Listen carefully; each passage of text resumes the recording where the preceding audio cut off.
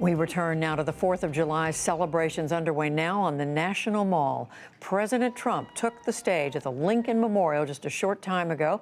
Here's a bit of what he had to say. Hello, America. As we gather this evening in the joy of freedom, we remember that all share a truly extraordinary heritage. Together, we are part of one of the greatest stories ever told, the story of America. It is the epic tale of a great nation whose people have risked everything for what they know is right and what they know is true. It is the chronicle of brave citizens who never give up on the dream of a better and brighter future. And it is the saga of 13 separate colonies that united to form the most just and virtuous republic ever conceived. On this day, 243 years ago, our founding fathers pledged their lives, their fortunes, and their sacred honor to declare independence and defend our God-given rights. Our Yamiche Alcindor still is on the National Mall in Washington. She joins us again. Yamiche, we know it's raining. That explains the water and that shield in front of the president. Tell us what more he's saying.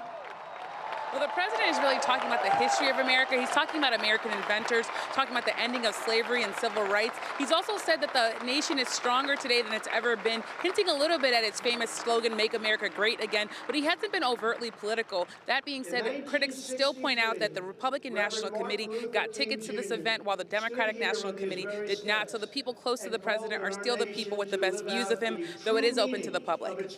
But Yamiche, so far you're saying the speech has been directed to American history, speaking about the reasons that we celebrate on this day. Exactly, Judy. The president has really stuck to talking about what makes America great in his mind, and that is all the different things that America can do. He also said that he'd like to put the American flag on Mars someday, and he's been talking about astronauts and really, in some ways, celebrating the history of America. So he hasn't been talking about Democrats or Republicans. He hasn't been talking about his campaign. Instead, he's really been inspiring people here to clap because he's been talking about just great American heroes on both sides of the aisle, including nonpartisan figures. And quickly, Yamiche, we know the president was going to be introducing military leaders there on the stage with him. Is he still planning to do that? We know that is an unusual aspect to this 4th of July celebration.